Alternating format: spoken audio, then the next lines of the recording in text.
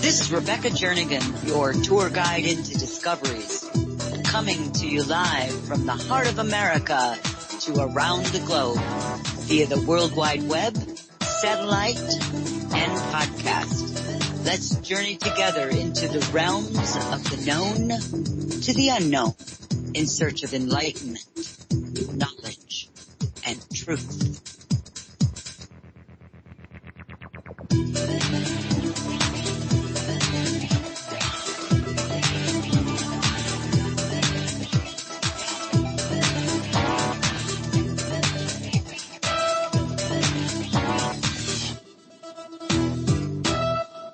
Good morning, good afternoon, good evening, wherever you are on this beautiful planet Earth. This is your host, Tobias B. Harrell, and you're listening to Journeys with Rebecca, right here on wolfspiritradio.com, and being simulcast every week on Revolution Radio at freedomslips.com Studio B.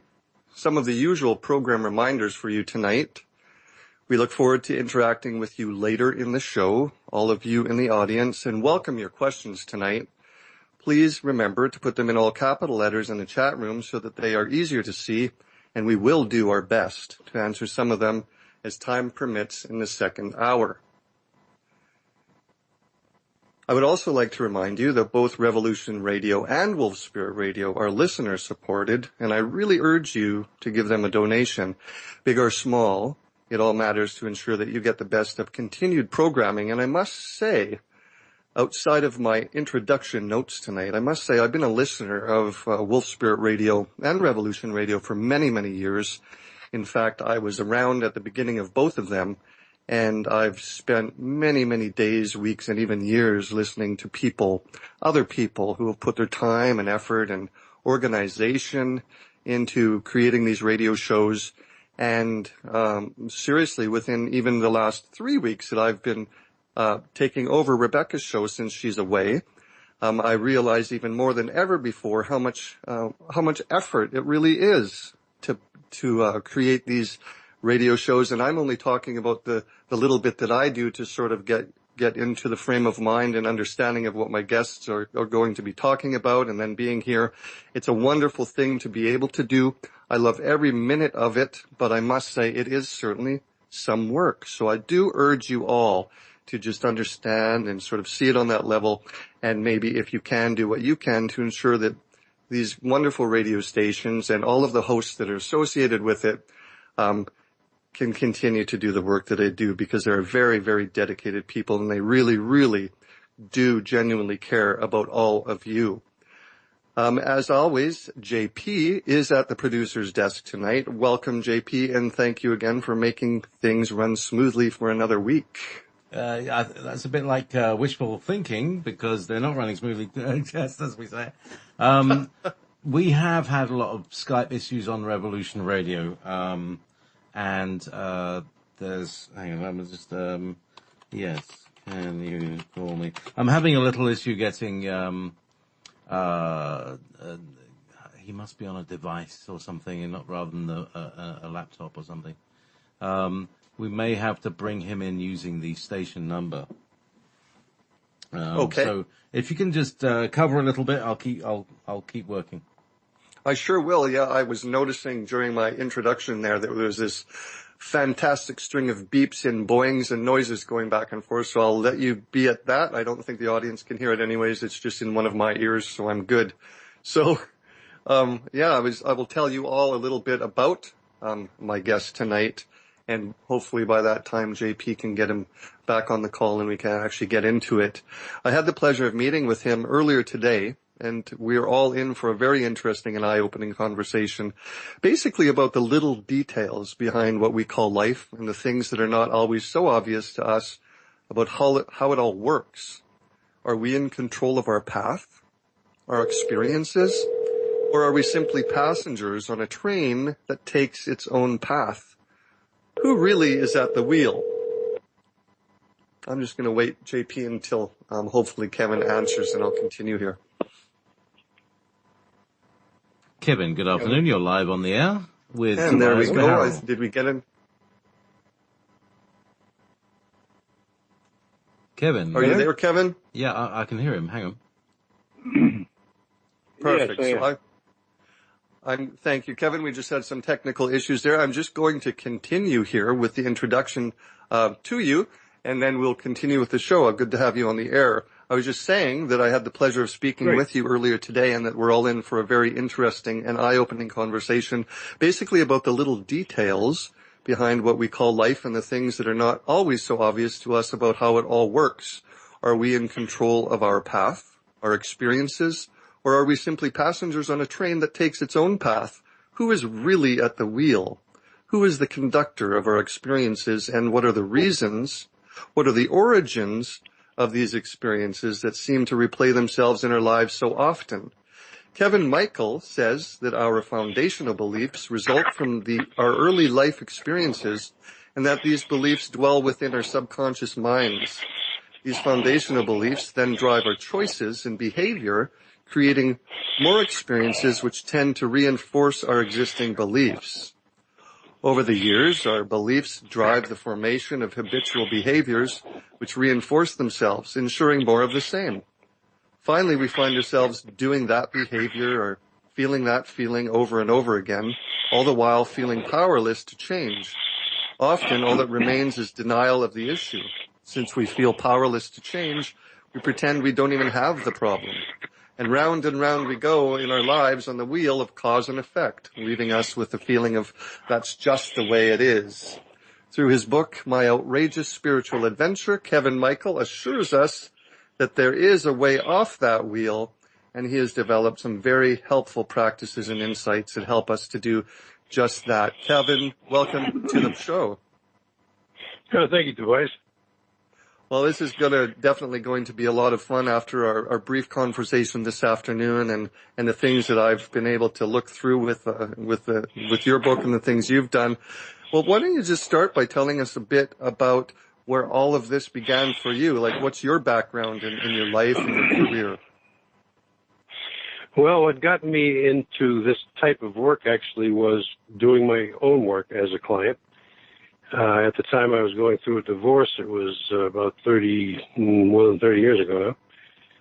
And I was looking for a resource for my children. And I did find one. And then there was something that got my attention, made me curious. So I decided to do a couple sessions. And this guy's work was based on the work of a man named Fritz Perls, who is the root of quite a few successful techniques. Anyway, in a nutshell, I had to do my own work for about 10 years, and that gave me the essence of an understanding of how to approach all this. From there, I ended up working as a clinical hypnotherapist, and through the years, I have developed very effective techniques, but they take too long and they cost too much. Most people don't have access to that kind of thing. So this technique, which I consider to have been a gift from Spirit, this technique came in about 5 years ago, and it has been developed quite a bit since then. But the essence of it is, as you said in the introduction, the essence of it is it has to do with the beliefs that run your life. Now, getting down to them, that's a type of work that is available, but the essence is, in the removal process that's in the book, the essence is there's a reason why you're manifesting the thing you're manifesting. Underlying principle is you are a direct manifestation of the Godhead. You are the creator in your own life, in a nutshell. Mm-hmm. So the only question is, do you like what you're creating? And often we create things that we don't particularly like. We maybe need to have a lesson. That's okay, but I'd rather have the lesson be successful than just go around and around and around. I'd rather get it. So the technique that we're talking about in this book is aimed at removing the cause, and the cause is often not known to us. After all, if we knew why we did this thing we don't like, we'd stop. So that's the goal of this technique, is so that you can stop. The form that we talked about earlier, Tobias, where we say this is the removal of my need for XYZ or to do this behavior or whatever it might be. Mm-hmm. Removing the need it's basically a prayer at this point. Please take from me my need to create this situation for myself. Kind of comes down to that. And I suggest any listener try just that. Because it acknowledges that you're the creator, but it also acknowledges that there's the prime creator that you can still go to for help. Going to the subtle realm is the best place to go for help. Well, Kevin, it's just going to sort of break in here for a minute because it's interesting because a lot of people, a lot of us, we're so busy with our lives, with our careers, with basically what we've come to believe life is all about, that we've actually lost touch with even the belief or expectation that we can actually do much about life beyond what we're already doing physically and sort of the rituals that we've created around it. So I'm really interested, before we get too deep into the techniques and all of those things, I'd like to learn a little bit about what types of experiences you had sort of along your way that made you begin to dig deeper for some of the answers to what was going on. Because obviously, you had your own path like we all do, and you had to sort of somehow start breaking outside of the typical condition or conditioning. How did that all begin for you personally? Well, the first thing that happened was I had a direct experience with Archangel Michael. That's the first story in the book. I was asleep. It was a Sunday morning early. My kids were not home. I remember I was lying on my right side. And all of a sudden, there was a massive change in the energy in the room. I was still asleep, but at the same time, I was awake, and I was aware of myself filling the space of the room. That was followed by an awareness of an opalescent column of blue light forming over in the opposite corner of the bedroom. Now, as I say, I'm still sleeping. My personality is still sleeping on the bed. But my greater self I was now aware of it. That blue light came snaking across the room. My spine opened up metaphorically like a clamshell. The blue light came into my spine, and then my spine closed around it. And then I woke myself up with the following statement. Okay, Mike, come on in. I got up, I sat up, and I said, who the hell's Mike? I was really looking. I didn't understand what was going on. I was very confused. And that literally took me 6 months to digest. Yeah. It did, because what do you do with that, Right. I have actually received feedback from a couple of people over the years who have had a similar experience. So I understand now that it's not completely unique, but I didn't know what to do with it. I can tell you that. So did you actually? I was just going to ask if you'd had other similar or any experiences up to that point that were similar in any way, or was this like a complete, total, and utter shock to you? It was a shock. I felt like I had just gotten shot out of a cannon. I said, what now? What? What's my life now? At the time, I had a healing practice. Something called Jinshin Jitsu. It's a technique from Japan. And I would have been happy doing that the rest of my life, I thought. But then this happened about 6 months into that practice. And within a few days, I knew that was over. I didn't actually finish for another 6 months, but I knew the path before me was different, and I was going to have to just start walking down it. So that's what I did. So Kevin, I know it took probably, I think you sort of meant that it took months for you to even assimilate that first experience. What ultimately, what did that experience mean to you after you sort of assimilated what it was all about? Was there information? Was there guidance? What did it mean to you? Well, I'll tell you what, what happened was, actually, it was the next day. I had said to myself, I'm not going to repeat this. I'm not even going to repeat this to myself right after it happened. I said, no, I'm just going to push this one aside. I have no idea how to handle this. And I didn't think I'd talk to anybody about it. But there was one person I trusted well enough that I decided the next day I did talk with them about it. And that made it like a little, like now it's not a secret anymore, so you can get a little more at ease with it. But what happened was the following day, I was at my office, and I picked up a newsletter. You see the giveaway newsletters all over the place in the New Age world. I picked one of those up. I opened it at random, and there is a quarter-page ad for something called the Conclave of Michael. And that grabbed my attention. So I went to that and I read that, and they're telling of a gathering of people that's going to happen on a date, and it's going to happen up in Banff in Calgary in Canada. And so it absolutely got my attention. I had to follow that. I contacted the organizers, and they faxed me a whole lot of. Back in those days, the fax paper came on a roll, and your fax might be 60 feet long. This one was about that. So I'm going down the sheet wondering, why did I just get to... So far, I don't know what I'm doing. All I know is I got to find out. So I'm flipping through this sheet, and all of a sudden, I see the word Melchizedek. And then I lit up like a tree. And I was like, oh, my God, I don't know what this means, but I got to go find out. And then right after that, I saw the word Merkaba, or Merkaba, it's sometimes pronounced, which is a practice utilizing the sacred geometry that's around the body. And those two things were associated with one of my first teachers. His name is Drunvalo, Melchizedek.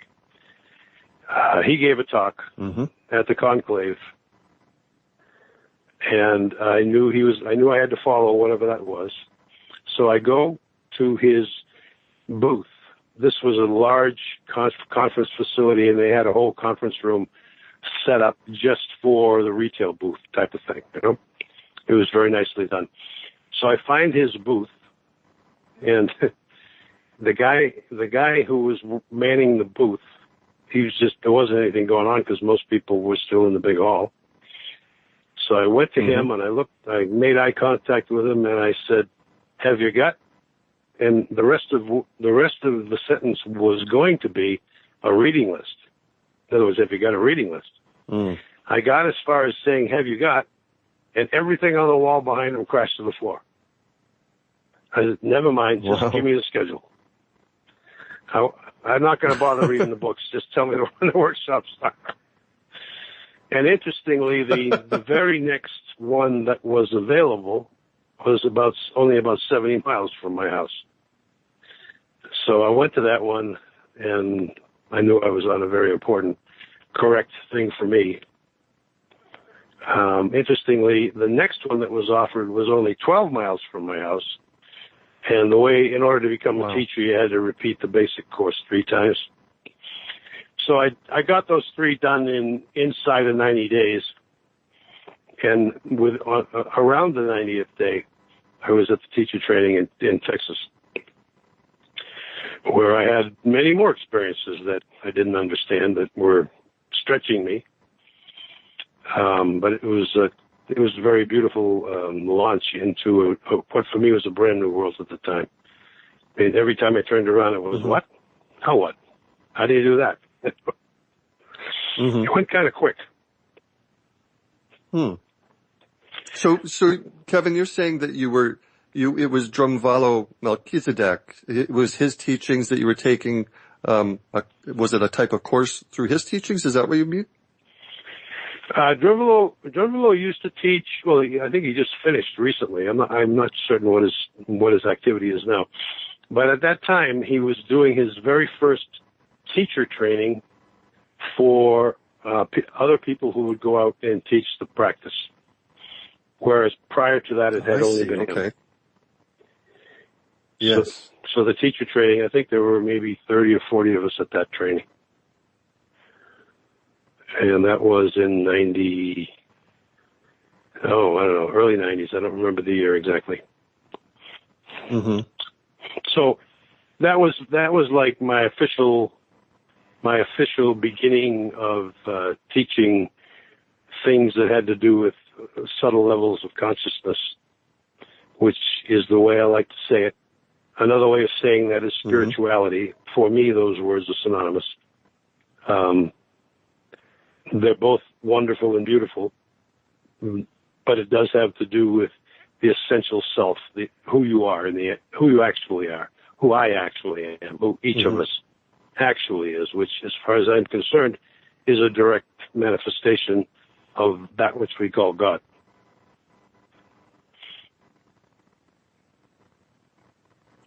It's fascinating when I hear you say consciousness and spirituality are the same thing, because it makes so much sense. So many times people sort of lose a connection, they lose a grasp of what spirituality means, because in truth there are so many things that can sort of sidetrack us on the way. There certainly are different belief systems, different programs, different experiences, some good, some not so good, but all of these different things that can become so easily sidetracked or distracted or confused. So when you say consciousness and spirituality are pretty much the same thing, it makes a lot of sense.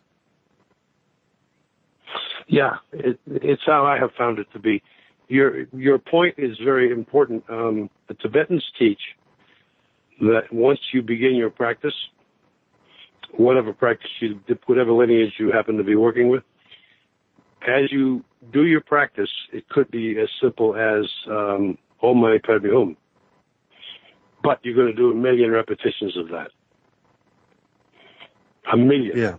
And then another 1 million. Okay? The point is, once you do enough repetitions of focusing on compassion, because that's what Om Mani Padme Hum focuses your attention on in your heart. Once you do that enough times, you'll start having other experiences, because you will be opening yourself up to other realms, subtle realms. Now, the higher areas of that subtle realm is where you will meet Jesus, for example. And he's the best. There's no question about it. And other beings in the same sort of level of consciousness. And there are many ascended masters from the human evolution of consciousness that exists and can be communicated with. The first places that you meet are lower vibrations. What were you going to say? Oh, no, please go ahead. Okay. So let's say you begin in your conventional human consciousness, and then you start a practice, any spiritual practice. And the idea of, or let me say it this way, any spiritual practice where the goal is to get your consciousness sort of pinned at the level of the teacher you wish to be associated with. So if you were repeating Jesus' name, for example, the goal would be to have his consciousness around you all the time, so that eventually your consciousness is raised through purification closer to where his is. So there's a goal. Now, it could be Jesus. Every tradition has somebody like that they talk about. All right? The Western world, that's the most well-known name. So that's your goal. But when you start at human consciousness, you could imagine it being like climbing a mountain. You're down on the plain, and you can see the mountain at a distance. First, you're going to walk across that plain for a very long time before you get to anything that looks like the beginning of the mountain. And you might go through some swamps as you go, and you might go through some very difficult rocky ground. Those early difficulties eventually fall away because you actually start going up the side of the mountain.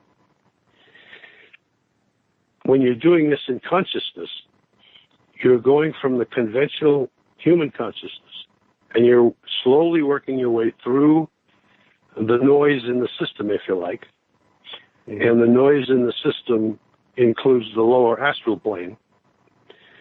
And the lower astral astral plane is where if someone leaves their body and they don't go to the light, that's where they are.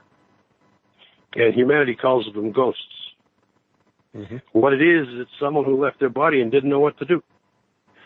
Maybe they were confused. Maybe they were frightened because they know what they've done in their life and they never dealt with it. And any number of reasons why they don't go to the light. The answer for them is to simply go to the light. And that's a fairly common type of work that I used to do a lot of. Mm-hmm. But you get to the point where you're on your journey and you travel through these lands, and then you're going to continue until you get to the high ground, and those lands are behind you, like the lower astral is behind you as you get into the mid-astral plane. Mm-hmm. So it's a journey, and the first part can be confusing, and the first part can be a lot of work, because I think most of us have a fair bit of karmic purification to do, or we wouldn't be here in karma land to begin with. That's what I believe Earth mostly is about. It's about settling the books for ourselves. Well, it's interesting, Kevin, because you say that it takes a lot of work to get to the different planes and the different levels. Do you mean that basically when, for example, taking the lower astral plane as you were talking about, I mean, I know many people that experience literally entering that astral plane, that other dimension. Many of them fear what they experience there, probably mostly because they don't understand it. Most of the times, we don't have the personal teachings of what it means, what it entails, what it's all really about. Do you mean that we need to go into these different planes in a sequence, basically? Lower astral, middle astral, etc., but experiencing and getting to know and understand each one before we can enter the next one? Is that what you mean? No, definitely not. For most people, probably none of that. Okay. Because the teaching is, as I say, and I spent a fair bit of time learning from the Tibetans. I spent a good deal of time up in Dharamsala, actually. Mm-hmm. And just listening to people who knew what they were talking about, because they do. Yeah. The idea is there is such a thing as the lower astral. Well, there are also places in any big city that you wouldn't go. Right? It's like that. The lower astral is the part of town you just don't stop. You don't go there for coffee. Right? And I'll tell you, one of the places that is very common, and it's outrageously true, is bar rooms. Mm-hmm. A lot, and I'm not criticizing anybody who takes a drink. This is not about criticism. This is only about having seen it. I did, the last time I was in a bar room, I had lunch with somebody who used to drink there, and he had stopped drinking, and he wanted to show me for some reason. This was years ago. Mm-hmm. So I'm sitting in there having my sandwich, and the feeling of energies, consciousness attempting to get in, because when that's around, I can feel it. Mm-hmm. And I know what to do about it. But when you go into a place that's full of beings who are not in their body, and they're hanging around the bar because that's the only place they know where to hang around. Mm-hmm. That's where they hung around in life, and that's where they're hanging around now. Yeah. And you don't want to take them with you. It's a pretty simple thing. If you find yourself in a situation where you're not sure, or you have some anxiety about it, you reach to the highest teacher that you know. And for us in the Christian, the Judeo-Christian community of North America, you could say, with our Old Testament, New Testament teachings, the idea of Jesus as the teacher is well established. I'm not saying you have to use Jesus, but he's there, and he's really first class. So if you are in a situation where you felt anxiety, you would just start repeating his name. Mm-hmm. And by repeating his name, there is a principle in consciousness. If you say the name, the being is immediately present. Mm-hmm. Because Jesus is not he's not constrained by time or space. You know, his role is to help us through love. That's how I understand it, anyway. And one of the ways you can get help from him is to call upon him if you're in a situation that's uncomfortable for any reason, because he'll bring his love wisdom. It's a combination of wisdom of the reality of the situation and just plain old pure love. You know, if you can be in the dicey situation, but still be a fireball of love, like he does, then you transform the situation instead of the other way around, which is really what you want if you're in a tough spot, right? Mm-hmm. So, that's another whole conversation, but yeah, the Tibetans teach, do not be distracted along the journey, because you will be. Because you open up these different places. They're all there. It's not like you don't have them already. Everybody already has these aspects of consciousness.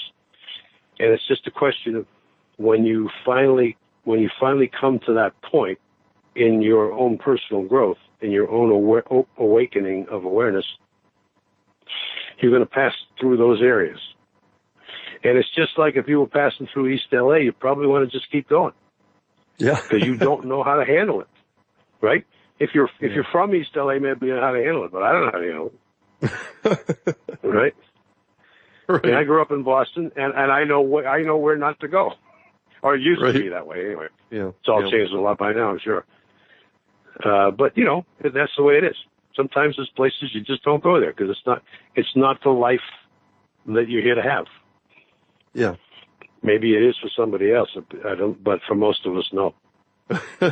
And being someone from Vancouver, British Columbia, I will put in a plug here for the lower astral realms of East Hastings Street. We certainly don't want to wander into that realm. Well, I guess I have been up there. It's a beautiful city. I don't know East Hastings though, so I'll leave it at that. Well, honestly, Kevin, you don't need to know.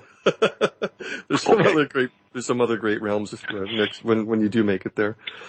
But anyways, the distractions, it's interesting because, I mean, honestly, the distractions, we talked about that a few minutes ago, all of these other avenues you can take, but so often these distractions are misguided sort of teachings, right?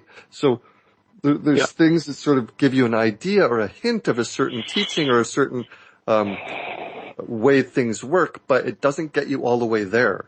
So this is why I'm very much enjoying your stories, because it's very grounded. It makes a great deal of sense already in the picture you're starting to paint for us with this. So please continue. Oh, good. Well, I'm glad. Well, let me see. We were talking about Archangel Michael.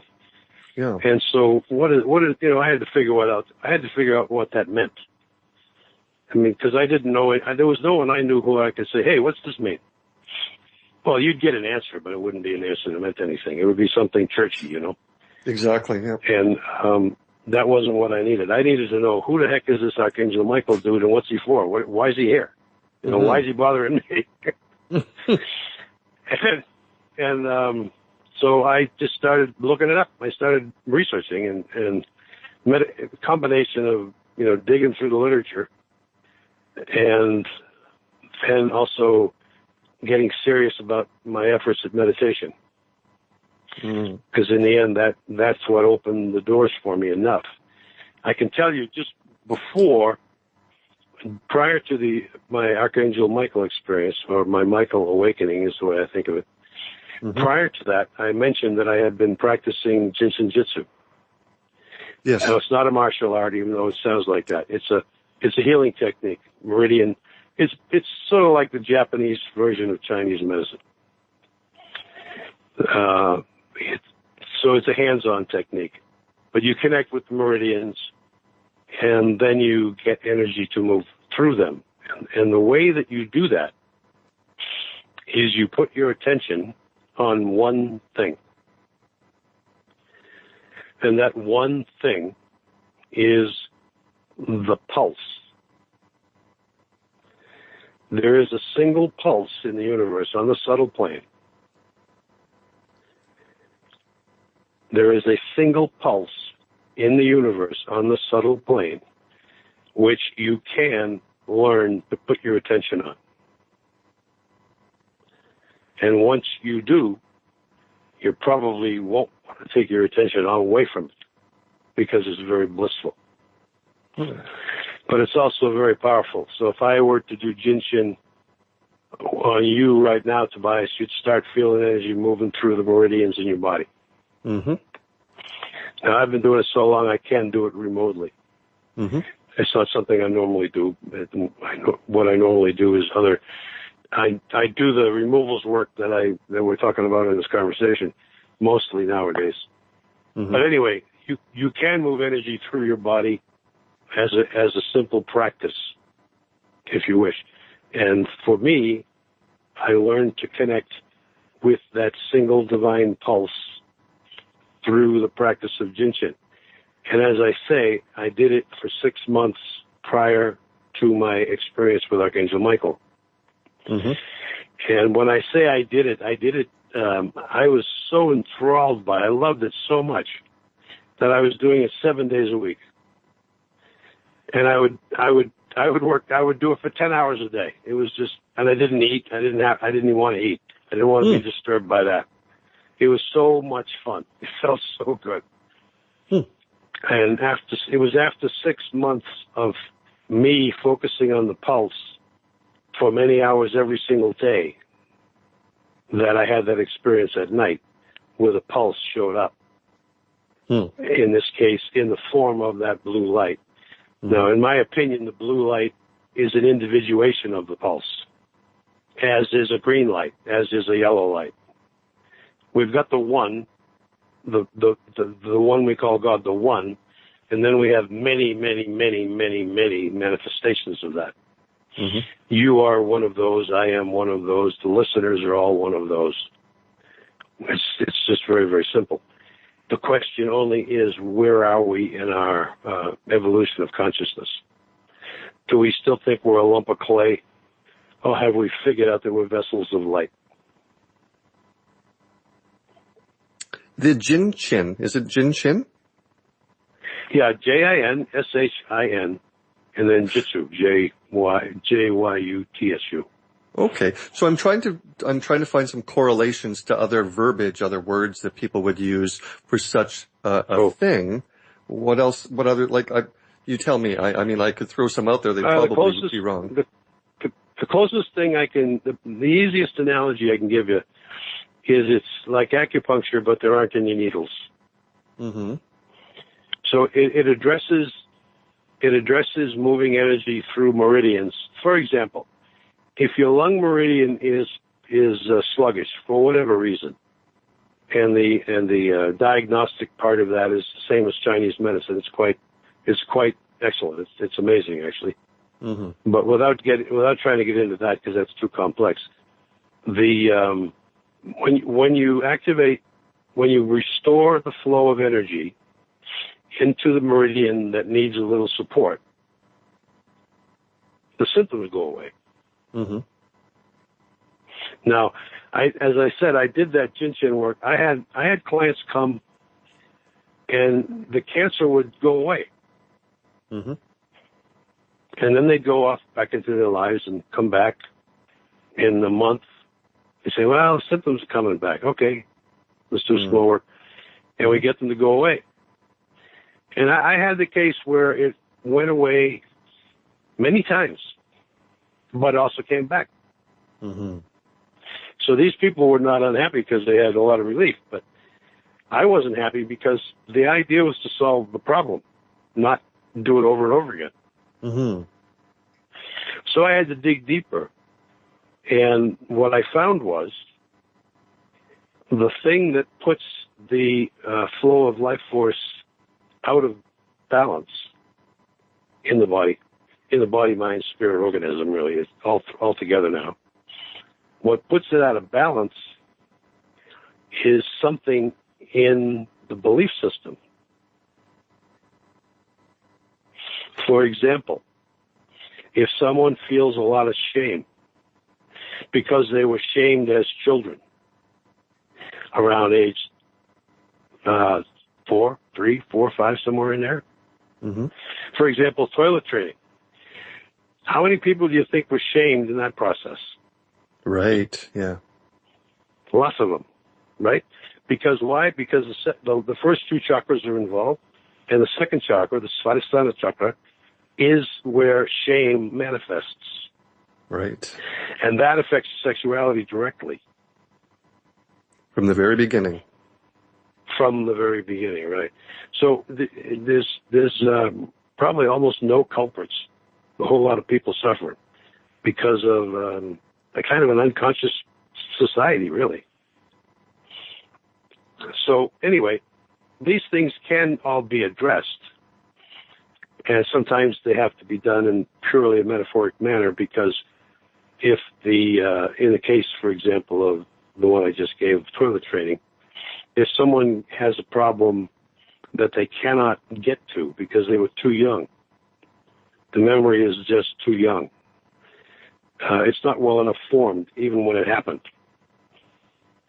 So sometimes you have to just get into the feeling level, and when you do this type of work, you develop an ability to read the feelings, Mm-hmm. Mm-hmm. and then help the person put some words on them.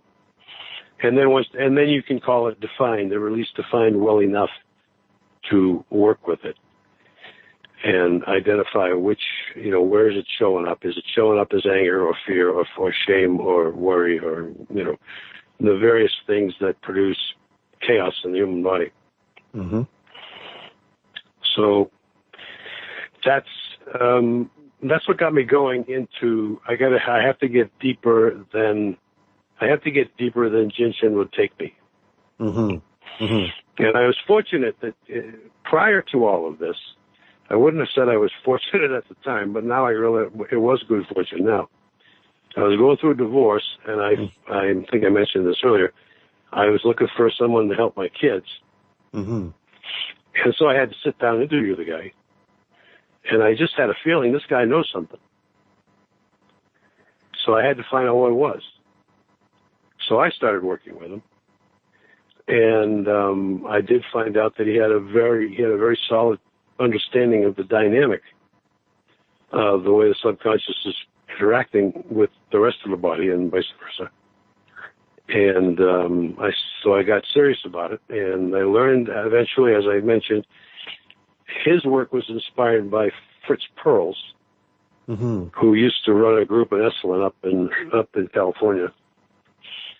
And he had developed his own technique. And the phrase that was used was Gestalt. Oh, yes. You may not have run it. You might have heard that, yeah. Okay. Yes. So the Gestalt is you recreate the dynamics of the situation, and then you address them.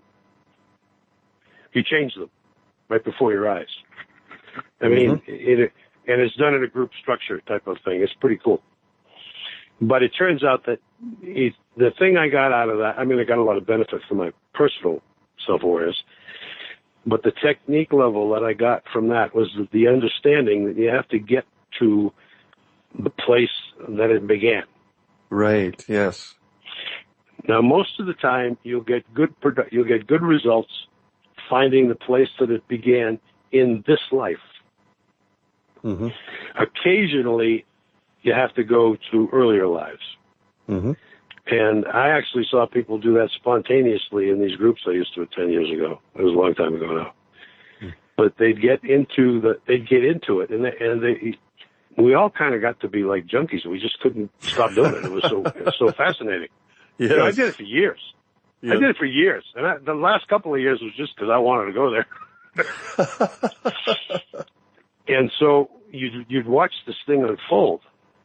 And then it helps develop your subtle awareness when everybody's focusing on a dynamic that's still alive in them. Yes. Even though we all know it came from when they were 3 years old. Yeah. It's fascinating to actually get to see that. Or 30,000 years ago, if you call it time. Or 30,000 years ago, right. Yeah, in some other life, of course. Yeah. And that type of journey work is also very important in my opinion, and I do a lot of that. I have come to the conclusion it doesn't matter at all whether it's past, present, or future. It's there. Yeah. So you just deal with it. That's all. If it's sitting there in your subconscious, it doesn't care where it's from, which time or dimension or space. It's sitting there and it's doing something. It's like a flywheel spinning. Yes. You know, it's like a mass with an intention of its own, and it's just going to keep doing that till you find it. Absolutely. Yes. And that gets me back to this technique that's in my book, My Outrageous Spiritual Adventure. In the book, there are many stories about me, and I can tell you some more of them in a while, but right now, I'd like to talk about the technique, because the technique, remember, the language is take from me my need for whatever it is, whatever the topic is you're working on. Yes. So the need, and remember, the underlying principle is you are the creator. Yes. So you're having this experience means you're creating it. So I say, if you're creating it, you have some very good reason for doing so. Mm-hmm. You don't know what it is yet, maybe, but you have a good reason for doing it. And so when I realized that, I said, oh, so I don't have to know what it is. I just have to ask that the need be changed, taken. I don't have to know what it is. And that's the bugaboo. You know something's, bugging you. There's something in the back of your mind you can't quite sort it out. Mm-hmm. It doesn't feel right. You got a tight spot in your chest or in your back, and you don't know why. And you didn't hurt yourself. It's just something. Hmm. It's the subconscious expressing itself, because the subconscious has a limited ability to express itself, but it's very persistent. Wow. Yes. You know what I mean? It doesn't stop. It doesn't let go. It says, no, you haven't paid attention to this yet. Yeah. And we don't know what the heck it is. And now, as I said, I got very, very good at finding out what it is. Mm-hmm. And there's still times when you have to get down there and really take a whole chunk of your life apart and, take the pieces and lay them all out so you can see them. Yeah. But so often, or at least, if you like, the process of taking it apart, it still ends up being 15 different things. Right. Dominoes. So with this right, yeah, it can be like that. When you do the first one, you can get very fast results with the other. Mm-hmm. But the idea of the technique is, the behavior, whatever it is. Let's say you get mad at your mother. You don't know why. You love her dearly, but every once in a while she just plain pisses you off. Yes. I'm sure many of us can relate with that one. People can identify. Yeah, right. Well, chances are you're in a karmic group, and so you've incarnated with that person many, many, many times. And there's probably issues between you and that being. You can call that being mother today, but that being might have called you mother last time. Who knows? Right. So whatever the issues are, you can do the digging that is the traditional approach in psychotherapy. And as I say, it's what I learned to do. And I got very good at it. But as I say, it's just it's too costly. It takes too long. Yes. There's very few of us who can. I could not personally have done this if I didn't work for a big computer company at the time and have great insurance. Yes, exactly. That's how come I could do it. Mm-hmm. Mm-hmm. And still, people want to work with me. It's the same problem. Yeah. If they want to do this traditional thing, it can just be it can be very costly. Right.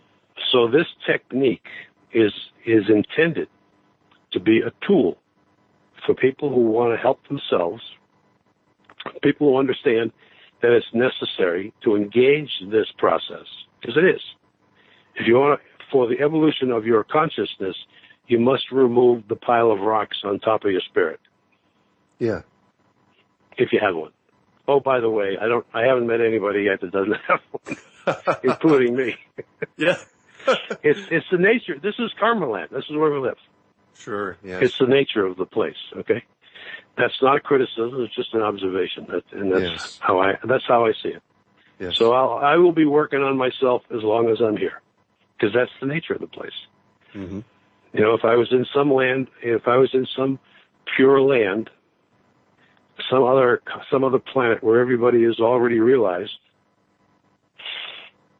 that would be a different conversation. Yes. But that's not where we are. We're right here in Karma Land. And you just look at the news. You know, it's a pretty crazy place. Yes. So I don't look at the news for that reason. No, we can call it Karma Land, but I usually call it Gong Show. All right. Yeah, right. Yeah. So anyway, the technique says, take from me my need for this manifestation. You know, the sentence is, please take from me my need to be angry at my mother. Yeah.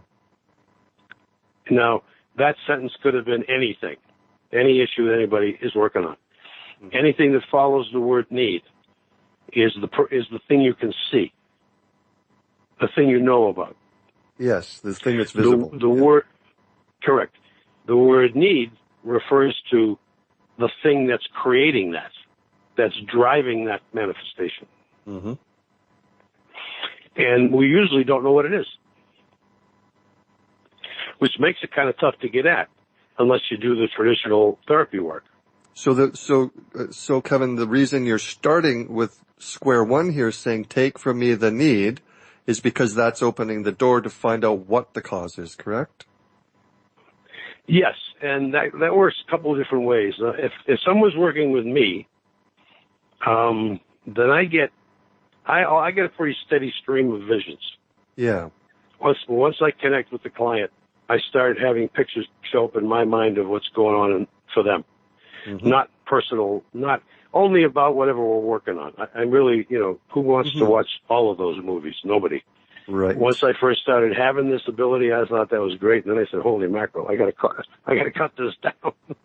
Yes. Because it could be going night and day, In fact, when it first started, it did go night and day. Mm-hmm. And I had to learn to control it. But here's the idea. Again, the part you can see is the manifestation. I get angry at my mother, for example. Yeah. The need for that manifestation is not a clear thing. There is a need, or you wouldn't be creating that, because remember, you are the creator. Right. The underlying principle here is you, everyone listening, is the creator. And what are we the creators of? We are the creators of our own reality. Yeah. Our own experience of life. So if I'm having a disharmonious experience in some part of my life, and I would like it to shift, I'd like it to change, or I'd like it to at least start to change, because it can take a little while to unfold, then I can say, please take from me, and I address, when I say these words, I'm addressing what I consider to be God. Mm-hmm. The top of the stack of consciousness from which we all come. So I say, please take from me, dear God, please take from me my need for being angry at this person. Right? Mm-hmm. And then, and that's it. Now, it is not necessary to have a vision. It's not necessary to be able to, take detailed notes and be able to give an extensive story of past lives where all this came from. Mm-hmm.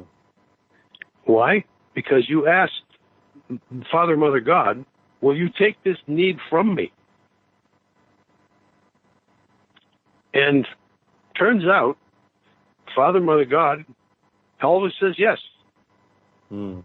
In terms of helping us. Kevin, I'm going to get you to pause right there. It's hard to believe, as always, how quickly that first hour went. Stay with us, everybody. We'll see you on the other side of the break and continue with Kevin Michael here on Wolf Spirit Radio and Revolution Radio, Studio B. And welcome back to Journeys with Rebecca. I am your host, Tobias B. Harrell.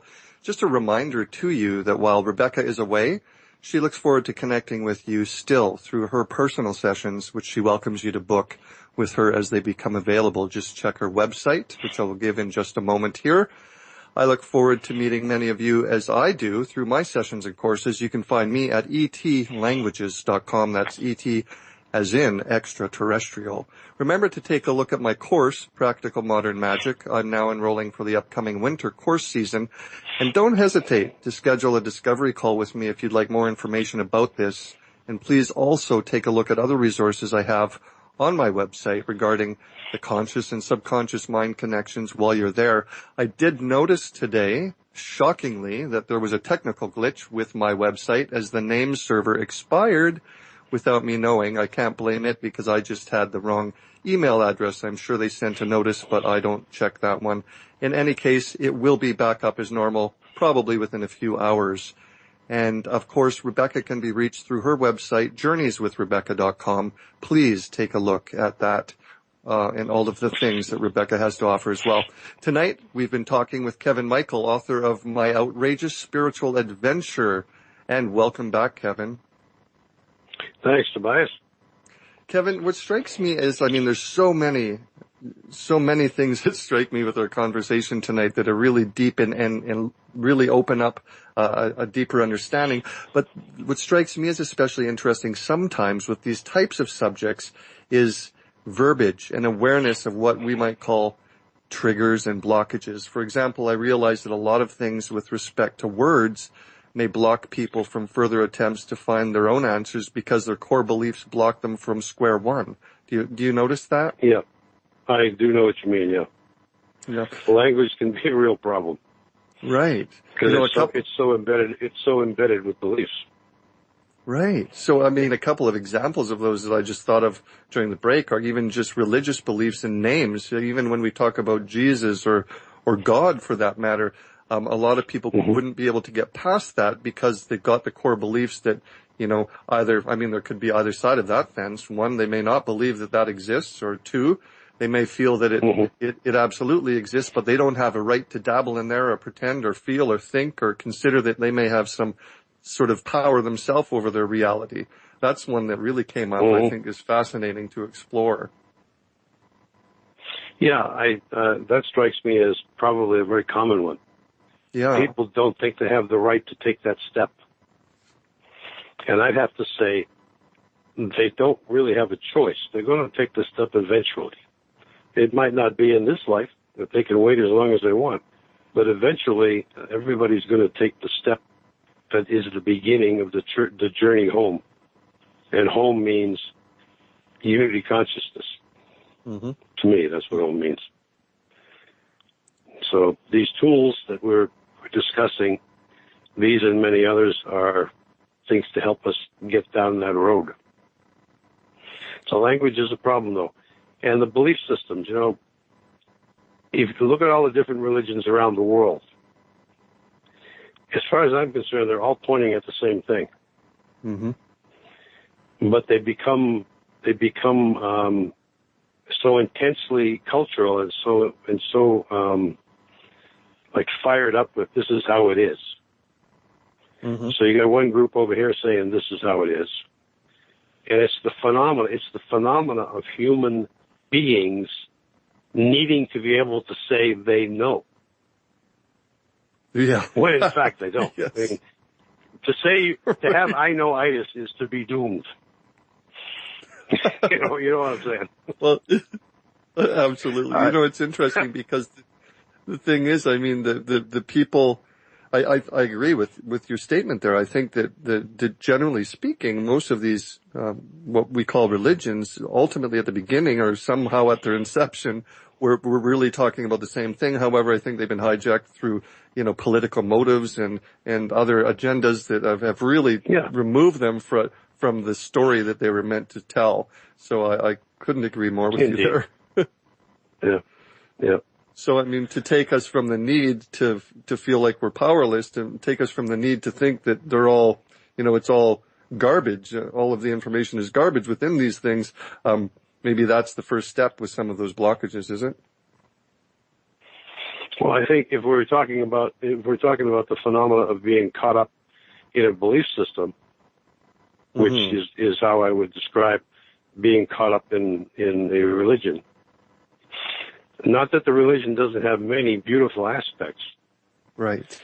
But in my opinion, one should one should make the choice consciously, deliberately, and with commitment to engage their religion, if that's what they want to do, as opposed to being just like the religion being thrown on top of them like a wet blanket. That's what you have to do, you know. I heard that growing up in a Boston Irish Catholic situation, and by some grace, when I was 14, I just said no, and I just walked away from it because it was nonsense. Now, I knew Jesus wasn't nonsense. I knew God wasn't nonsense. And I knew there was other stuff besides that I hadn't come across yet. You could just feel that. But basically, all of the stuff that they were laying down was nonsense. And they hijacked Jesus. I mean, Jesus was long gone before anybody started turning his name into a church name. I think he might have been more of a revolutionary than a church man myself. If we go by what it tells us in the Bible, yeah. So be a revolutionary, but not in the way of destroying anything, but in the way of remaking yourself, reconnect yourself with the one called God. If you prefer the father aspect, go to the father aspect. If you prefer the mother aspect, address the mother aspect. And God is both, right? So it's everything you need is there. But I think it's the direct connection between your heart and God's heart that's going to get you where you want to go, as opposed to wandering down all of these miles and miles and, Lord, so many trips down paperwork trails that are just made up by somebody else. Right. The political motives and stories, the political agendas and the things that they push out there to sort of take you off that path, which is interesting because it's the path of empowerment and self-living. Exactly. And self-empowerment and people having autonomy is the healthy thing, I think, for our society, but not where those who like to control societies would like to see it go. Exactly. So, but that's an old problem That's an old problem here on good old planet Earth, right? Right. It's interesting. I just wanted to mention that I think when you say the word revolutionary, the word that comes to mind for me with some of these historical people and figures would be perhaps ass kickers to the truth. They really were just ass kicking to get people to the truth as their revolutionary motives, and it's a wonderful thing. It's just such a shame in so many cases throughout history, throughout our modern day, that these wonderful ass kickers that went out there and did so much that could have helped people have been agendized into something that's either not real or something that's just doesn't make sense to people. But anyways. For me, the observation has been the larger society is caught up in a drama. Yeah. That's what it does. Look at television, movies. I mean, I enjoy movie and television, but I don't see it the same way I used to. Right. I say that our society is caught up in a drama of one flavor or another. And what purpose does that serve? The purpose that serves is it feeds the ego. The ego is about survival. It has a legitimate function of survival. In other words, it'll get you to run from that lion. Or these days, it'll get you to step out of the way of that bus very quickly. Quicker than you knew you could do it, you know what I mean? The ego does have a legitimate function for survival. Unfortunately, it has because it's a fundamental part of our subconscious, which is to say our body. It wants to be in charge. And in our society, generally speaking, it is. Spiritual growth requires that the ego be contained. That's a bitch. A lot of people, they hear that, and that's the end of it. They don't want to hear anymore. That's the end of the story, right? Definitely. Yeah. I had the good fortune of sitting at the feet of my teacher. His name is Satya Sai Baba, in a place called Puttaparthi, India. That's where the ashram that I usually went to was. And so I would go to darshan twice every single day. And when this guy looked at you, you changed. Wow. So I did that twice a day for a couple of weeks at least on every trip, and I made 17 trips in 15 years. Wow. Yeah. There was no place else I was going to get that but him, because he was my teacher. And it's true for others. If they meet their teacher, you'll know it, and you just have to go be with them. Yes. So the idea is that we do need help. That's one essential idea. We do need help because the ego wants to run the show. And some part of your heart says, well, yeah, but there's a better thing. I can, or maybe if you have a connection with Jesus, you might have a sense, well, he's shown me there's a higher thing.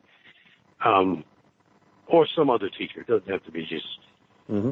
Anyway, so we can get an inkling that there's a higher thing, but that survival mechanism is pretty strong. Mm-hmm.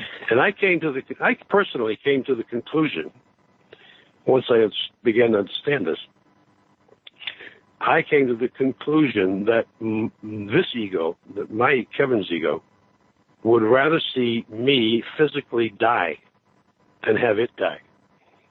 Mm. That's eye-opening. It would make me sick. Yeah. It would be perfectly happy to keep me ill. So that would make me physically weak. So I didn't have the energy to take them on. Mm-hmm. It was quite a battle. And I think that is what gets called the battle between the devil and the angel inside and all that kind of stuff.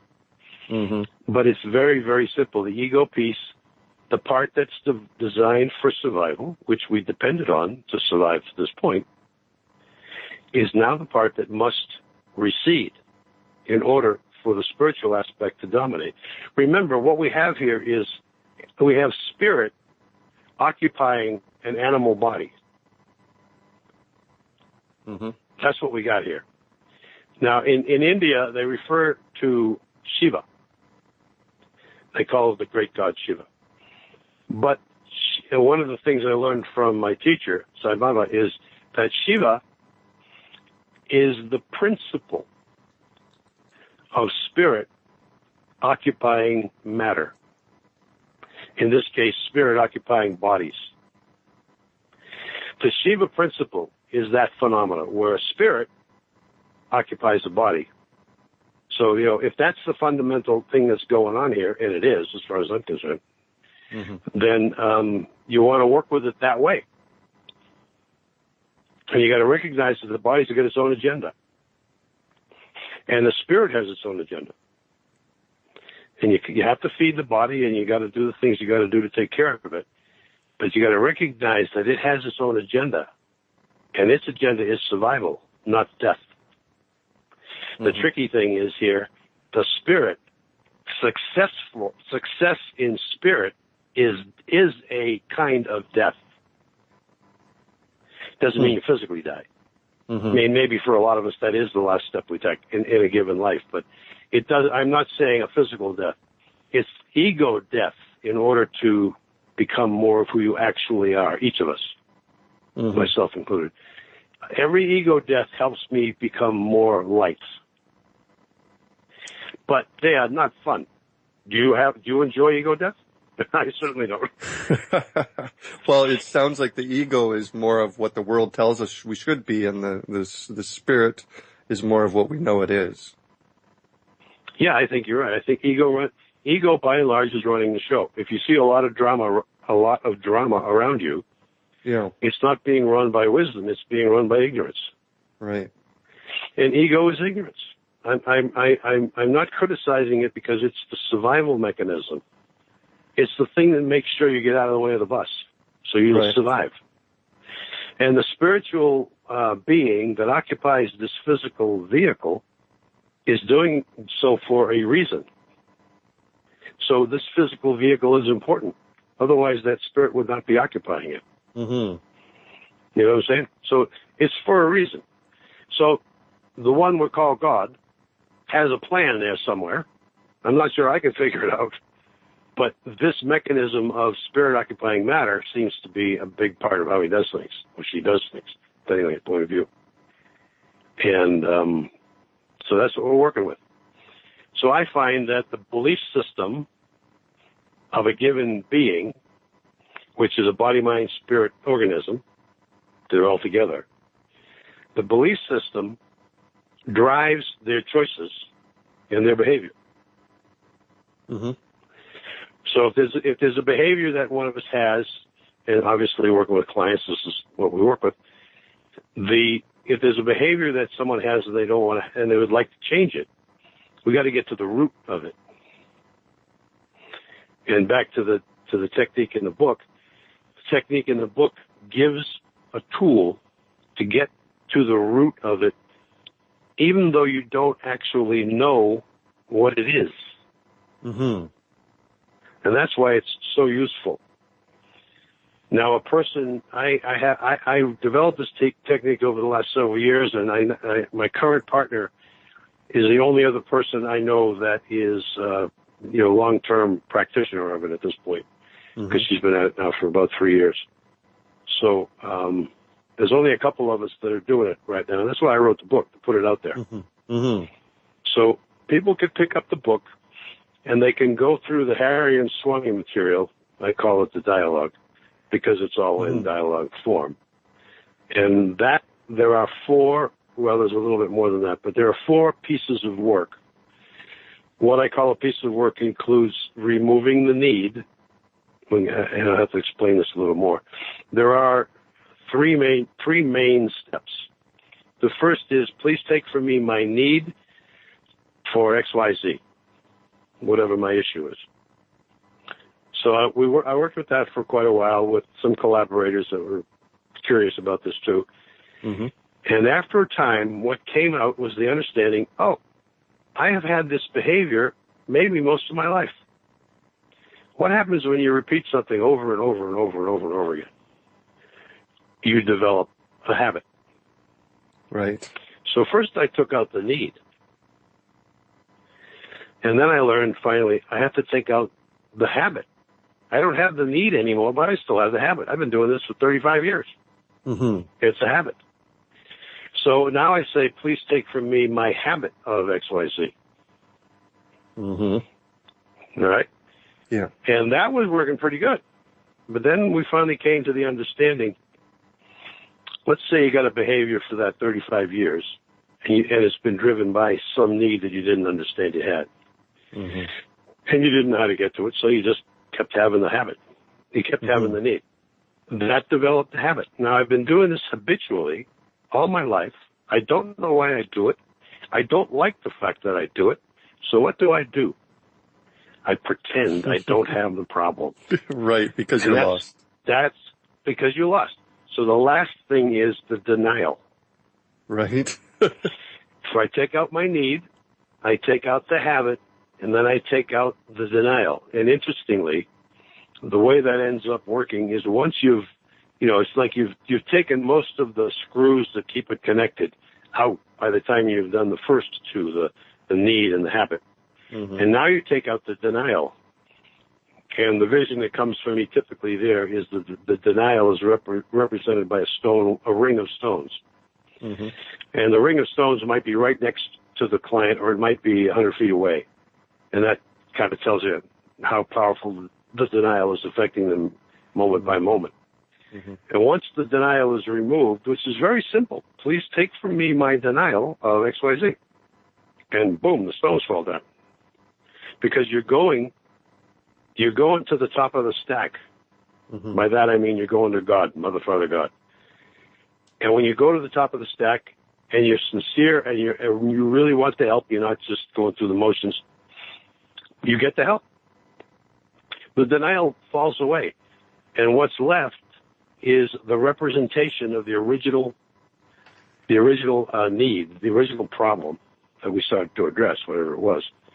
And it's represented by a large, tall piece of stone, like a stone column. And the way I usually work with that, and this, of course, is my inner vision at work. Someone else could come up with a different inner vision pattern, and they probably would if it was someone else's approach. Mm-hmm. But for me, what it is let's say I hate my brother Frank. And you actually love your brother Frank, but you also hate him. And you don't know why, and it's always bothered you. So there is this big tall stone, I hate my brother Frank. And now so there's the big tall stone, and there's the client standing there. Now what? Now I'm really looking at the problem. Now it's right there in front of me. Now what do I do? Mm-hmm. Well, the big thing is you get help. So who is going to be your help on the inner plane is the question. And again, for many people, that's already Jesus. For many people, that's one of the ascended masters. For many people, that's like for me, it would be Sai Baba. It is Sai Baba because he's my main guy. Mm-hmm. So there are many possibilities there. But what you do is you let your helper, you let your divine help take the action on your behalf. Because if you could have got rid of this, you would have already done it. Mm-hmm. So you let the help you. And it's as simple as this. For me, it's like in my inner vision, I'll see Baba's eyes looking at me with the question, do you want this gone? And that volitional statement, yes, please help me with this, seems to be the magic. That's me doing what I can do about it personally, which is to ask for somebody to help me. Mm-hmm. And then as soon as I ask him, he just raises his hand, and the divine lightning comes and the column of stone becomes a column of dust, and the wind blows it away.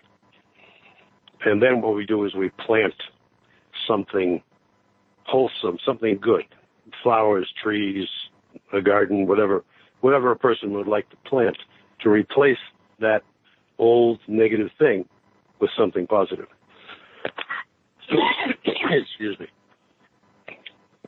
So that's a quick run through of the technique.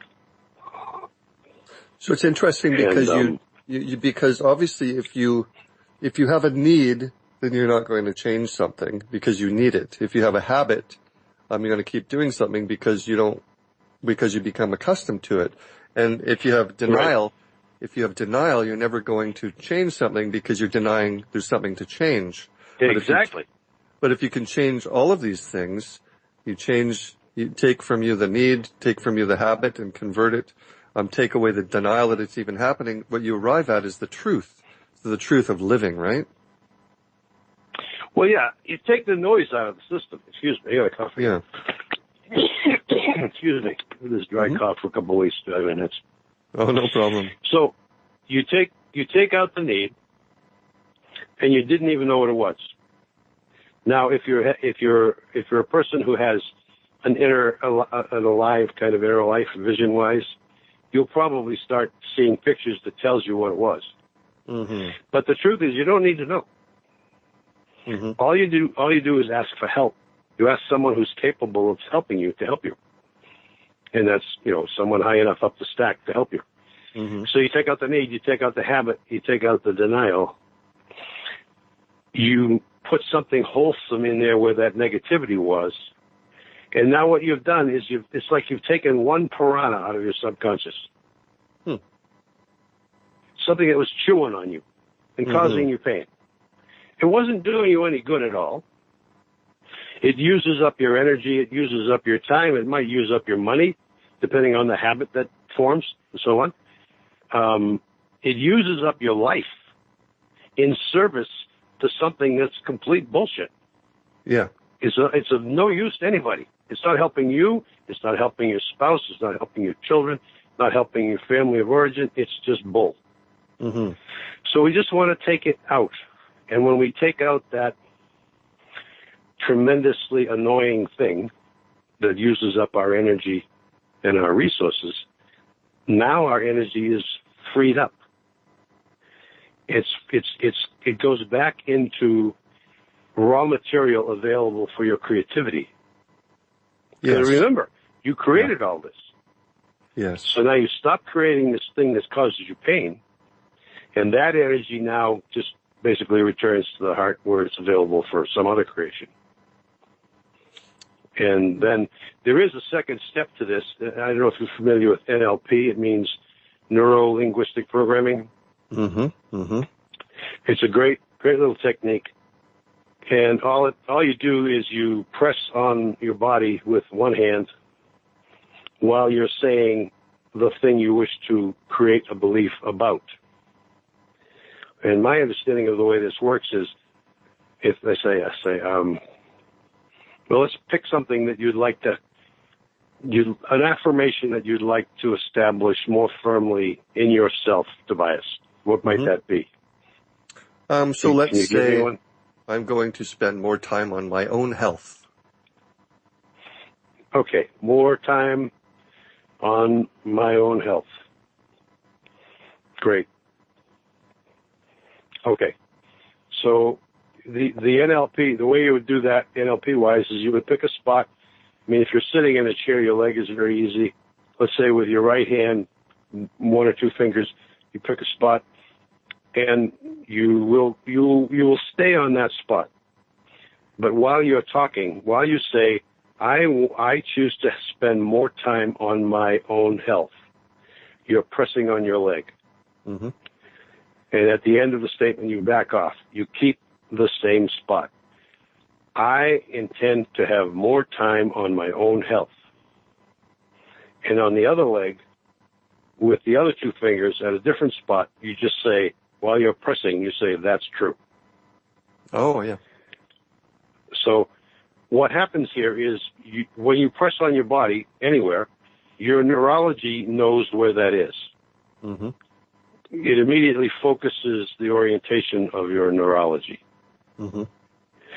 At the same time, you're saying whatever you're saying. So by pressing on your leg, you're stimulating the subconscious activity of the body. And while you're making the statement at the same time, your body consciousness takes that in with it. Yes. All right? And it really is amazing how fast it changes things. Once you've removed the stuff that's created the problem, Mm-hmm. and you stop creating it, now you can put in something clean, something you would like to have. It's a very simple technique, and it's very effective, as I say, primarily when you've taken the original problem out. So anyway, I always follow. I do removals. I do the removal process, which I call also $7 removal so long, bridging. It's we decided to call it the bridging process because we typically use some consciousness beyond our own to bridge to the higher level. If you can go straight to source in your consciousness and meditation, then a bridge isn't necessary. Mm-hmm. But if you're not 100% sure of that, why would you not ask for help? Mm-hmm. Because it doesn't cost anything to ask you to help you. Or that's a really good question, Kevin, because that's, I think, again, that's where so many people will get blocked because of, religious, teachings, religious blockages, things like that. So I was going to ask you, yes. It's really interesting. What about the people that it's so difficult for to ask for help from something higher? Is this something that we can ask our so-called higher self? Is it something that must be, a figure that's known through history? Is it what can we do if we're blocked with that? Well, I think the question is what does an individual need? Now, I can tell you from myself, before the wake up experience that I had with Archangel Michael, I could not say the word God. It made me so freaking angry because of my Boston Irish Catholic upbringing. And that wasn't just the church. It was also the headset that was imposed on the parents. Right. And, of course, it goes back to the lineage, All those folks from Ireland they were world-class sufferers. Yeah. I mean, it's unbelievable. They really were. It's amazing. Yeah. And that came right over with them. Mm-hmm. So all of that was quite heavy. And I decided I'm not going to go down that road. Mm-hmm. But I didn't know at the time. I didn't know at age 14 that I was already completely populated with all of that. Yeah. Because that's what happens. All the stuff gets in. Whatever water you're swimming in, that's the water you're swimming in. And so it gets on you. Yes. And it's best for me, I found it was best to simply acknowledge that. And then say, okay, if I look at the stuff, if I look at the baggage that my mother had, and I look at the baggage that my father had, and my gigantic extended family, because they all had a lot of kids. Mm-hmm. I look at all the baggage all these folks have. There's a lot of stuffing going on here. Mm-hmm. What's the chance I don't have some of that baggage? Right. Zero. You know? Yeah.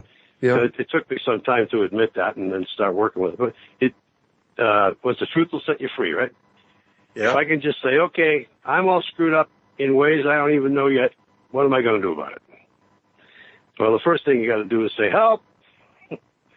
Yeah. And you don't necessarily have to go work with some shrink somewhere or some practitioner like me. But the first thing I suggest is you go to your idea of the divinity and the language. You know, if you can't say, like I couldn't say God, so I had to just try to do it with my feelings. Yeah. And then, you know, not too long after that, thank goodness, Sai Baba showed up in my life, and I could not prevent myself from getting on that plane and going to India over and over and over again. Mm-hmm. It's a long trip too. I got to tell you, 2 9-hour flights every one way. That's exhausting. Yeah, but it didn't matter. You know, I understand now I was very blessed that I was able to do it. Mm-hmm. But yeah, it was very demanding at the time. But never mind that. What does a person need? A person needs help. How can they get it? Well, if there's some being that they feel a sense of lovingness from, maybe it's St. Francis, maybe it's Jesus, maybe it's, I don't know, somebody.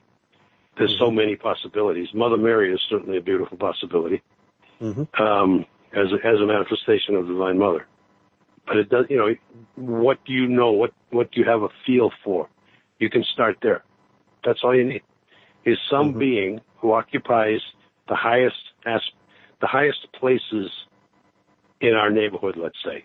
There are higher places, but we don't even know how to talk about them. But you mentioned the higher self also.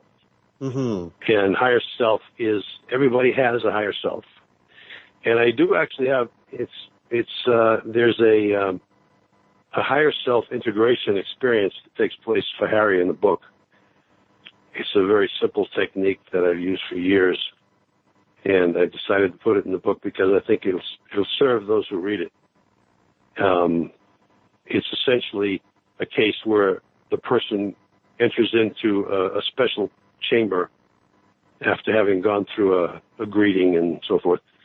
And then you're walking down this hall, and your higher self is approaching you from the other direction. And you slowly walk toward one another. And then you get to where you can stare into each other's eyes. And you stop there for a moment.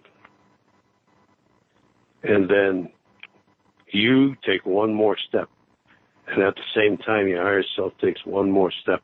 And then you're together. Mm-hmm. It's a beautiful experience. It's a very powerful experience. And it's the kind of thing you probably, if you haven't done it, and if it appeals to you, you'd want to do it many times, because your higher self is the divinity directly, as far as I'm concerned.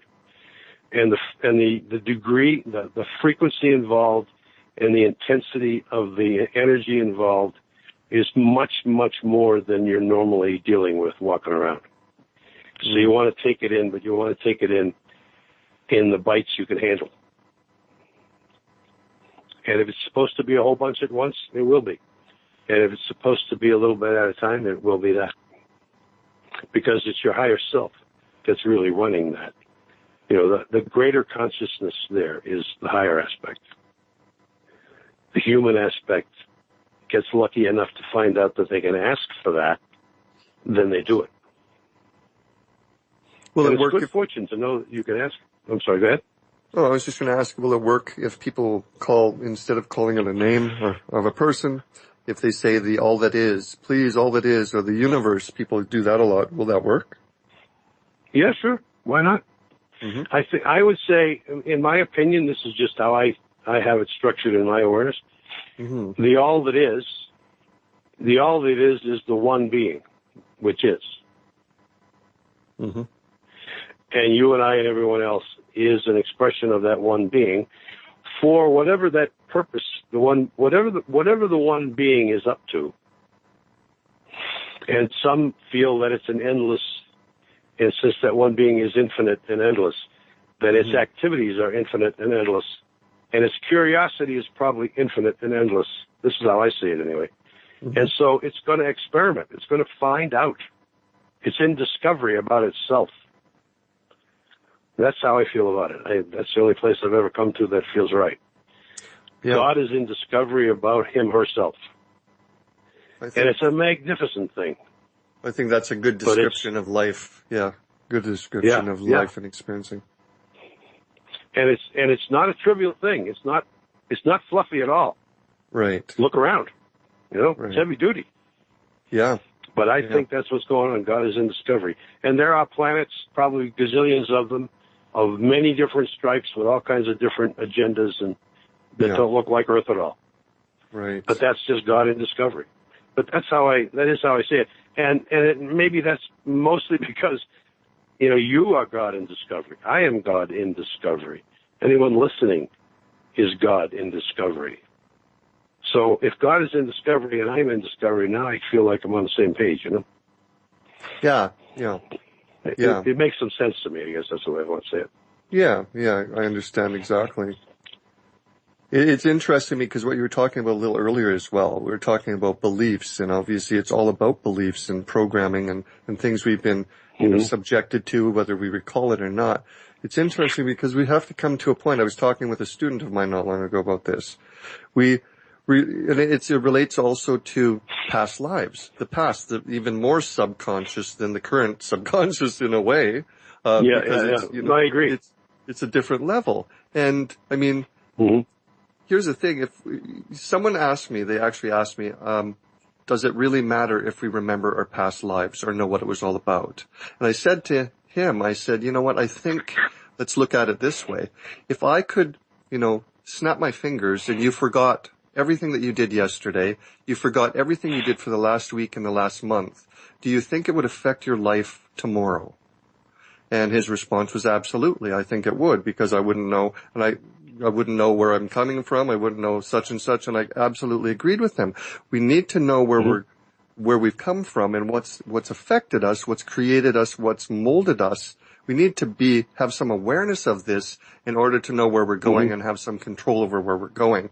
And when we live in a world where, honestly, the majority of us on this world have been broken from our history, from our past, from where we have come from, and in many cases that equals who we are, then we are living in a world that gives us these choices. They put these choices before us. They give us stories, education, religions, and answers. I would call them the synthetic answers that they put before us.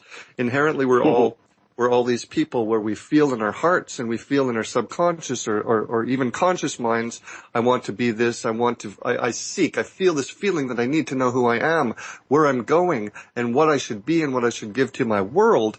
So they all ever so conveniently set in front of us these synthetic choices with education, religion, as I said, all of these things. They tell us, your police are going to protect you, your government will serve you, all of these things.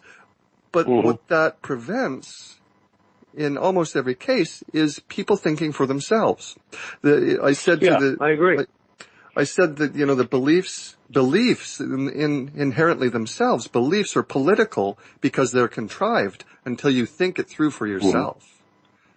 And it's just so true. And all of the things you're saying is, look, think things through for yourself. Don't let what you've been taught, don't let what you've been led to believe, don't let those, in many cases, don't let those choices that have been put before you that are synthetic to rule what your actions, feelings, and thoughts are on the subject. Just think it through yourself. And that's very, very difficult in most cases for people to do. It's a lot of work.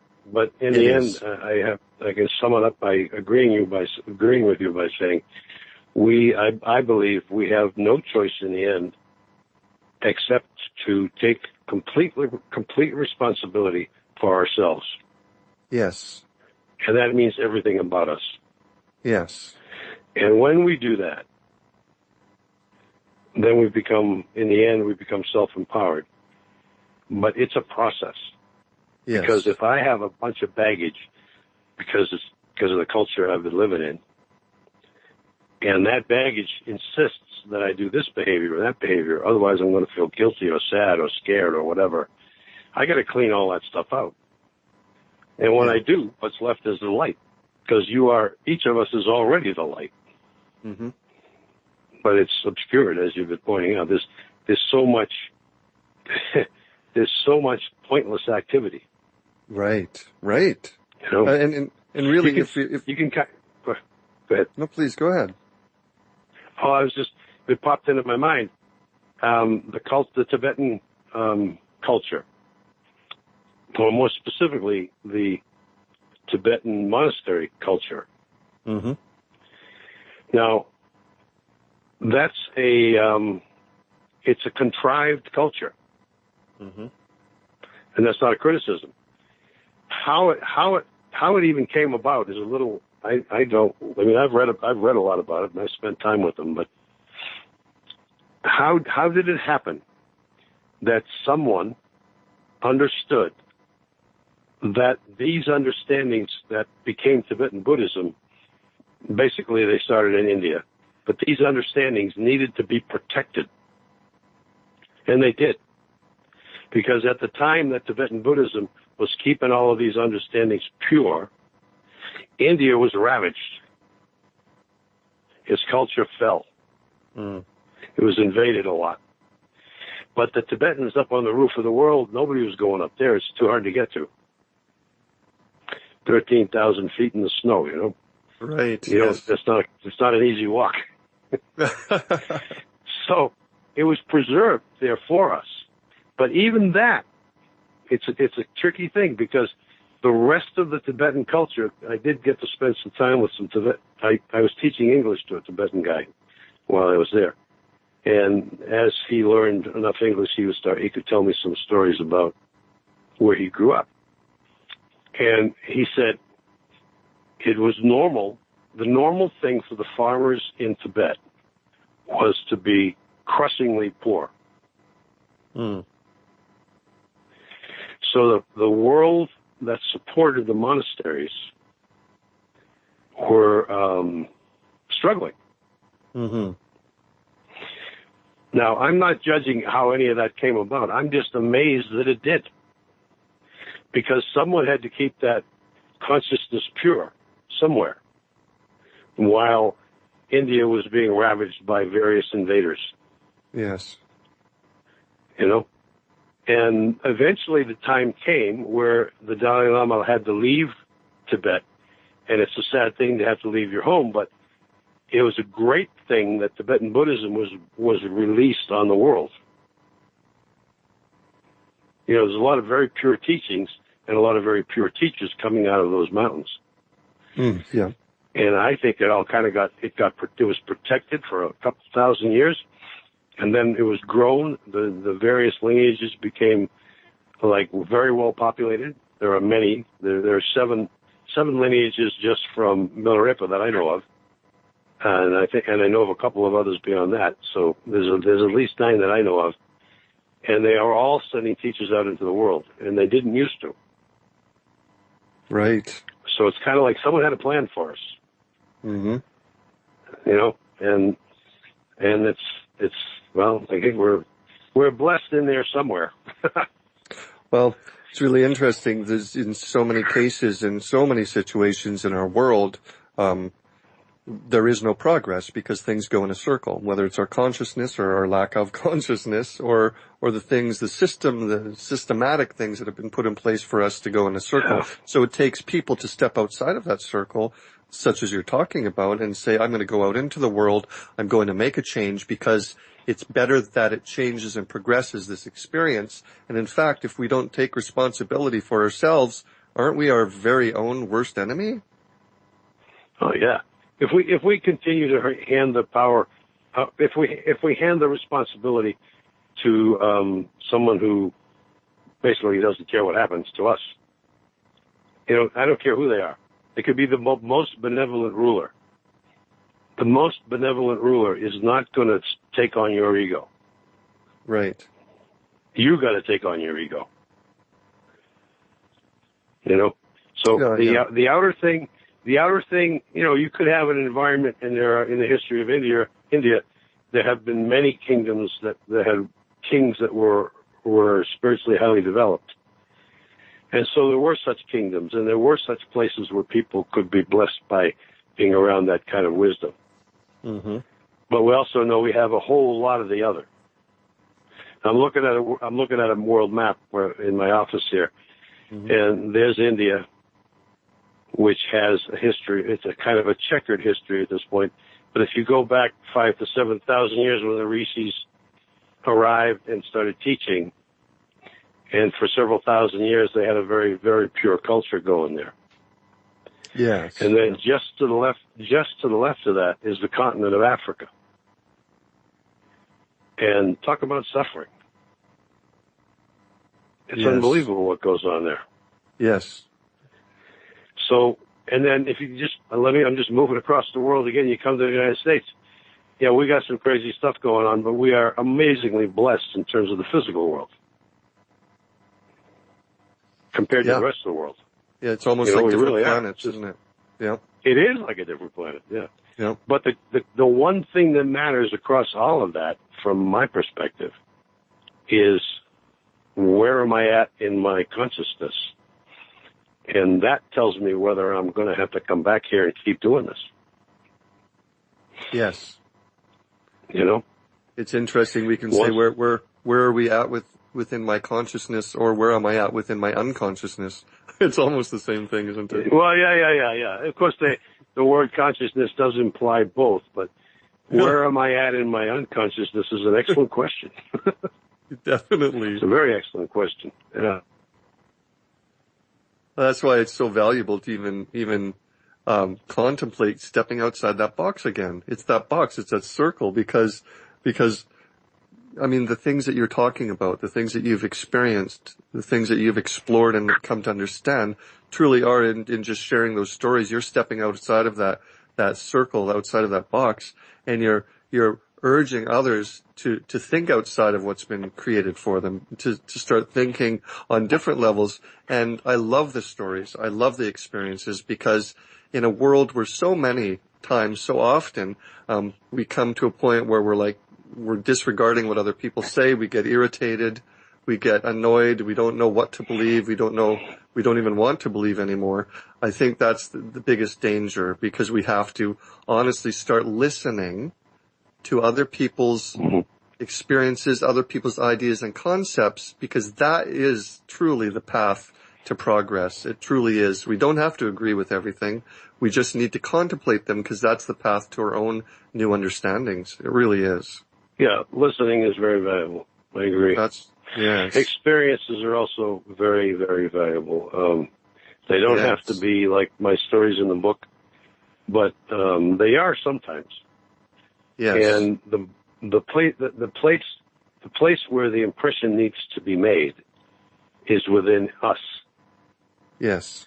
So if I happen to be sitting in a room, if I hear the Tibetan monks are going to give a talk or whatever in my town, so I go and I sit there and I listen. I let them do what they do.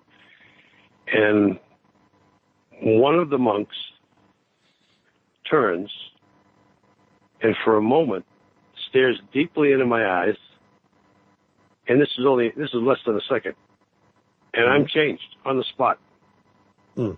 Why? Because that guy was my teacher 15 lives ago. Right. And he knows who I am. So he looked inside and he threw some switches. That's the way I say it. I've had that experience with Sai Baba many times. I've had that experience with a couple of monks as well. Yes. There are many beings whose consciousness is so much further down the road. They're sitting in the tea shop just like you, but they got a tremendous gift if you can allow yourself to receive it. Yes. Yeah, and these synchronicities that are so far beyond what most people consider. It's a finely tuned machine in so many ways, and in other ways it seems so out of control. Kind of random, yeah. Yeah. In the 1990s, I was a young lad, and I was walking down one of the streets in Vancouver, British Columbia, having gone to a nighttime concert with one of my friends who won tickets to some sort of rock concert, and and we're walking down. There seemed a big commotion in front of us at what was, I guess, the Granville Theater at that time, and everybody cheered, and there was a big limousine sitting on the street in front of it, and there was a red carpet, and this woman that I had no idea who she was started walking out of the theater, and everybody was cheering. And as soon as she was about 2 feet in front of me, this guy behind me put his hands up to his mouth and yelled, "Boo!" And this woman stopped in her tracks. And the audience was all like shaken. The whole mood changed. She looked straight into my eyes, assuming it was me who did the booing, which it wasn't. And she gave me the sweetest smile I had ever felt in my life. I truly, truly mean that. I felt this true sweetness of her energy, and she turned back to her limousine and got into it. It drove away, and I said to these people that had been cheering, I said, "Who was that?" And they said, "Oh, yeah, that was Shirley MacLaine." Oh, really? It was actually Shirley MacLaine. She was there, and that was the experience I had. But it propelled me. It's a cool story, but it propelled me on this synchronistic, strange journey. It really was the beginning for me, at least in this lifetime, because I thought, okay, well, I felt connected. I felt some strange effect from that, and I began reading her books and began that path and that journey. It's these are incredible things when they happen, just like the monk looking you in the eye for a split second. It can really change not only our future and the path we take, but in so doing, it can change history. Yep, I agree. Yeah. So it's just incredible. It's just incredible. You've had so many experiences. I mean, you mentioned that you wrote the words of the Hari and Swami material. Was that what you wrote in the course of 5 days through a process of automatic writing? Yeah, that came out in 1 hour a day for 5 days. And I couldn't do more than an hour. I was exhausted afterwards. Right. But then it was finished. Yeah.